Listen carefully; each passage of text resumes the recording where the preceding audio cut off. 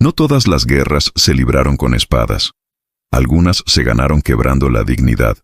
En muchas sociedades antiguas de América, la mayor amenaza no era la muerte, sino la desobediencia femenina. Una mujer que hablaba cuando no debía, que rechazaba un mandato, que desafiaba una jerarquía, era vista como un peligro que debía ser corregido públicamente, no para castigar solo a ella, sino para advertir a todas las demás. La humillación fue un arma social, silenciosa, calculada, efectiva. Antes de la llegada europea, diversos pueblos del continente, desde Mesoamérica hasta los Andes y el Cono Sur, compartían una idea común. El orden comunitario estaba por encima del individuo. Y cuando una mujer rompía ese orden, el castigo no buscaba sangre, buscaba vergüenza. Porque una mujer humillada era una mujer controlada. Estos castigos no siempre dejaban marcas visibles. De hecho, su crueldad estaba en lo contrario. Eran rituales diseñados para destruir el prestigio, el honor y la posición social. La memoria colectiva hacía el resto. Uno de los métodos más recurrentes era la exposición pública. La mujer considerada rebelde era llevada al centro del asentamiento. La plaza, el patio ceremonial, el espacio comunal donde todos miraban. Allí no se la golpeaba, al menos no al inicio. Se la obligaba a permanecer de pie, en silencio, mientras se anunciaban sus faltas, haber desobedecido a un jefe, haber rechazado un matrimonio arreglado, haber hablado en consejo sin permiso, haber cuestionado una decisión masculina. El castigo comenzaba con las palabras. Cada acusación era pronunciada en voz alta para que quedara grabada en la memoria del pueblo. No importaba si la falta era real o exagerada. Lo importante era que todos la oyeran. En algunas culturas andinas, este acto iba acompañado de un gesto simbólico devastador. Se le retiraban elementos de su vestimenta que representaban su estatus. Un manto, un adorno, un peinado ritual. No era desnudez física, era algo peor, despojarla de identidad. Una mujer sin símbolos era una mujer anulada. En otras regiones, especialmente en zonas del actual territorio chileno y argentino, el castigo tomaba otra forma. La mujer era obligada a sentarse en el suelo, mientras otras mujeres, designadas por la autoridad, repetían en voz alta las normas que ella había quebrantado. Este detalle es clave. La humillación no siempre venía de los hombres. El sistema se aseguraba de que fueran las propias mujeres quienes reforzaran el castigo. Así se rompía la solidaridad. La rebelde quedaba aislada. Pero había un elemento que hacía estos castigos especialmente temidos. No terminaban ese día. La humillación continuaba después. A la mujer castigada se le prohibía participar en rituales, celebraciones o trabajos comunitarios durante un periodo indeterminado. No podía cocinar para otros. No podía opinar, no podía cantar. Su presencia era tolerada, pero su voz había sido borrada. Era una forma de muerte social. Y lo más brutal, no había defensa.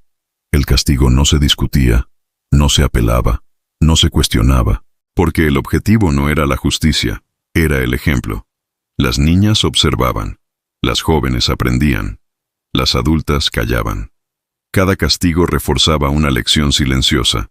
Desafiar el orden tenía un precio que se pagaba frente a todos. Y este era solo el primer nivel, porque cuando la humillación pública no funcionaba, el sistema tenía métodos más profundos, más duraderos y mucho más crueles. Si la humillación pública no bastaba, el castigo avanzaba a una fase más profunda, una etapa donde ya no se buscaba solo avergonzar, sino transformar a la mujer en un recordatorio viviente del error. En muchas sociedades originarias de América, el cuerpo femenino no era visto únicamente como un individuo, sino como un símbolo del equilibrio social. Cuando ese símbolo se salía del molde, debía ser corregido de manera visible, duradera y, sobre todo, irreversible. Así surgieron los rituales de marcación. No eran castigos improvisados. Eran ceremonias cuidadosamente reguladas por la tradición, ejecutadas ante testigos y legitimadas por la costumbre ancestral. Nadie los cuestionaba, porque se creía que protegían el orden del grupo. Uno de los métodos más extendidos fue la modificación forzada de la apariencia.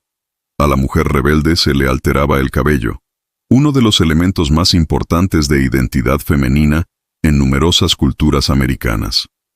El corte no era estético, Era simbólico. Se le rapaba parcial o totalmente la cabeza, a veces de forma asimétrica, dejando mechones irregulares que no podían ocultarse. Ese peinado impuesto la acompañaba durante meses. Cada vez que caminaba, cada vez que se cruzaba con alguien, su imagen gritaba en silencio. Esta mujer desobedeció. En los Andes, el cabello estaba ligado al linaje, a la fertilidad y al honor familiar. Quitarle ese atributo era romper su vínculo con la comunidad. En zonas del sur, el cabello representaba fuerza espiritual. Cortarlo sin consentimiento era una agresión ritual directa al espíritu. Pero no fue el único método. En algunos pueblos, especialmente en contextos donde la palabra femenina era vista como peligrosa, el castigo se centraba en el silencio forzado. A la mujer se le prohibía hablar durante días o semanas. No podía responder, no podía cantar, no podía participar en relatos orales. Si rompía la prohibición, el castigo se reiniciaba. El silencio no era descanso. Era tortura social. Imagina existir sin voz en una cultura basada en la oralidad, donde la palabra era identidad, memoria y pertenencia. Privarla de eso era borrarla lentamente. En otros casos, el castigo avanzaba hacia el marcado simbólico del cuerpo. No siempre se trataba de heridas visibles. A veces eran pigmentaciones, manchas rituales hechas con tintes naturales que solo se usaban en contextos de sanción. Estas marcas no tenían belleza ceremonial. Todo lo contrario, estaban diseñadas para ser reconocibles y desagradables. Eran señales sociales. Una mujer marcada no podía ser ignorada. Los demás sabían lo que significaba. Y lo más devastador, muchas de estas marcas no podían eliminarse fácilmente. Permanecían semanas, meses o incluso años. El mensaje era claro: la rebeldía deja huella. Pero el aspecto más perturbador de estos rituales no era el dolor físico, sino la participación colectiva. No era un verdugo aislado, era la comunidad entera la que legitimaba el castigo. Ancianos, autoridades, familiares, todos miraban. Algunos aprobaban, otros callaban. Nadie intervenía, porque intervenir era desafiar el mismo orden que se estaba protegiendo. En ciertas regiones, la humillación incluía una etapa final, la exclusión ritual. La mujer no podía participar en ceremonias espirituales, no podía tocar objetos sagrados, no podía acercarse a espacios considerados puros. Su presencia se volvía incómoda, casi contaminante. Esto tenía consecuencias profundas. Una mujer excluida espiritualmente perdía protección, estatus y futuro. Su posibilidad de matrimonio disminuía. Su palabra carecía de peso. Su descendencia quedaba marcada indirectamente. El castigo ya no era solo suyo. Se extendía como una sombra. Y aún así, había mujeres que resistían. Mujeres que soportaban el silencio, la marca, la vergüenza, sin pedir perdón. Mujeres que aceptaban el castigo sin agachar la cabeza. Algo que inquietaba profundamente al sistema. Porque cuando la humillación no logra quebrar, el poder entra en pánico. Y es entonces cuando aparecen los castigos más extremos. Aquellos que no buscaban corregir, sino destruir por completo la voluntad. Hubo un punto en que la vergüenza dejó de ser suficiente. Cuando una mujer resistía el silencio impuesto, cuando la marca en su cuerpo no lograba doblegar su carácter, cuando la exclusión social no apagaba su rebeldía, el castigo avanzaba hacia una dimensión más brutal. Ya no se trataba de corregir una conducta, se trataba de quebrar definitivamente la voluntad. En muchas sociedades originarias de América, esta fase no se ejecutaba de inmediato. Era una decisión grave, tomada por las autoridades del grupo, tras observar la actitud de la mujer durante semanas o meses. Si no mostraba arrepentimiento visible, si no pedía perdón públicamente, si no aceptaba su posición subordinada, entonces se consideraba que representaba una amenaza persistente. Y las amenazas no se toleraban. La violencia ritual no era desordenada. Estaba envuelta en simbolismo, normas y justificaciones espirituales. Se decía que no era el castigo el que actuaba, sino la tradición, los ancestros, el equilibrio del mundo. Uno de los métodos más temidos era el trabajo forzado como expiación. A la mujer rebelde se le asignaban tareas agotadoras, repetitivas y degradantes. No eran labores productivas normales. Eran trabajos diseñados para humillar. cargar pesos excesivos, limpiar espacios comunes bajo la mirada constante del grupo, realizar faenas que normalmente no correspondían a su rol social. El cansancio era parte del castigo. El agotamiento físico buscaba vaciar la resistencia mental. En algunos casos, estas tareas se realizaban en silencio absoluto. La mujer no podía hablar ni descansar hasta que se lo permitieran. Cada pausa debía ser autorizada. Cada error era corregido públicamente. El cuerpo se convertía en territorio de control. Pero existían castigos aún más perturbadores. En ciertas culturas, la violencia ritual incluía ceremonias de sometimiento simbólico. La mujer era obligada a adoptar posturas humillantes durante largos periodos frente a miembros de la comunidad. No había contacto sexual ni desnudez explícita, pero el mensaje era claro: su cuerpo ya no le pertenecía del todo. Era una demostración de poder. Estas ceremonias buscaban destruir la percepción interna de autonomía. No importaba lo fuerte que fuera por dentro. El ritual estaba diseñado para que entendiera que cualquier resistencia sería inútil. Otro castigo extremo era la reclusión forzada. La mujer era apartada del resto del grupo y confinada en espacios marginales. Chozas aisladas, zonas periféricas del asentamiento, lugares asociados al castigo o a la impureza. No se la encarcelaba con cadenas, pero el aislamiento social era absoluto. Nadie podía hablarle libremente. Nadie podía ayudarla sin permiso. La soledad prolongada tenía un efecto devastador. En culturas donde la vida comunitaria era esencial para la supervivencia emocional, el aislamiento equivalía a una tortura psicológica lenta. El objetivo era simple: que la mujer terminara rogando volver al orden, pero no todas lo hacían. Y eso inquietaba profundamente a las autoridades. Cuando una mujer soportaba el trabajo forzado, la humillación ritual y el aislamiento sin quebrarse, el castigo alcanzaba su fase final. La más temida. La que rara vez se ejecutaba, pero cuya sola posibilidad mantenía a todas las demás en obediencia. La anulación social permanente. En este punto, la mujer dejaba de existir simbólicamente. Seguía viva, pero ya no era considerada una integrante plena del grupo. No podía formar familia, no podía participar en decisiones, no podía transmitir conocimiento. Su nombre se evitaba en relatos orales. Su historia se borraba deliberadamente. Era una muerte sin tumba. Este castigo tenía un efecto profundo y duradero. No solo destruía a la mujer castigada, sino que funcionaba como advertencia para generaciones enteras. Las niñas crecían sabiendo lo que podía ocurrir si desafiaban el orden establecido. El miedo se heredaba. Sin embargo, hay algo que la historia rara vez cuenta. A pesar de todo este sistema diseñado para humillar, someter y borrar, hubo mujeres que no desaparecieron, mujeres cuya memoria sobrevivió a través de relatos fragmentados, de advertencias susurradas, de ejemplos que no lograron ser eliminados del todo. Porque incluso el castigo más brutal no siempre logra borrar la dignidad. Y es precisamente ahí donde esta historia da su giro final. En lo que ocurrió después. En las consecuencias profundas que estos castigos dejaron en las comunidades, y en la forma en que el miedo terminó moldeando generaciones enteras de mujeres. Eso es lo que completa esta historia. Estos castigos no terminaron cuando la mujer castigada desaparecía del centro de la vida comunitaria.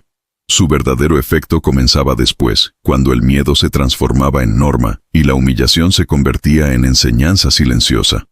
Las comunidades no necesitaban repetir el castigo constantemente, porque el recuerdo hacía el trabajo por sí solo. Bastaba una historia contada en voz baja, una advertencia susurrada al oído de una niña, una mirada de desaprobación en el momento justo para que el mensaje quedara claro. El orden no se desafiaba, y menos aún cuando quien lo hacía era una mujer. Con el tiempo, la obediencia dejó de imponerse desde fuera y comenzó a construirse desde dentro. Las mujeres aprendían a corregirse a sí mismas antes de ser observadas, a callar pensamientos que podían ser considerados peligrosos, a aceptar decisiones que no habían elegido. El castigo ya no necesitaba ejecutarse, porque había cumplido su objetivo más profundo: instalar el autocontrol como mecanismo de supervivencia. La humillación ritual se transformó en costumbre, y la costumbre en identidad. Este sistema dejó huellas invisibles pero persistentes.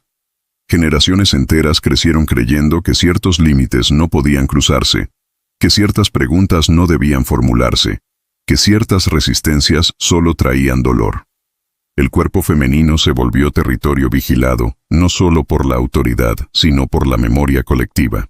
Cada gesto, cada palabra, cada decisión era evaluada a la luz de lo que podía ocurrir si se rompía el equilibrio establecido. Sin embargo, la historia no es tan simple como la victoria absoluta del miedo, porque incluso dentro de estos sistemas tan cerrados, la resistencia nunca desapareció por completo. Adoptó otras formas. Se volvió silenciosa, sutil, casi invisible. Algunas mujeres transmitieron saberes en privado, lejos de los espacios oficiales.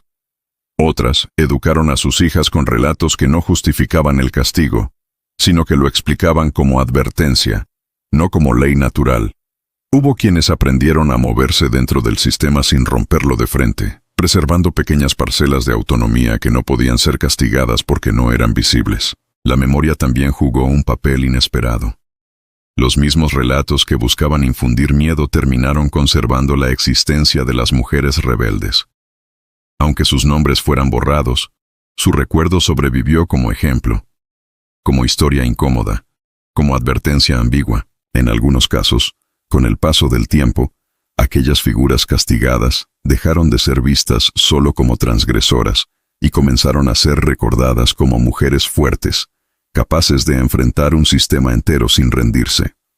Cuando llegaron los procesos de conquista y colonización, estos mecanismos de control no desaparecieron.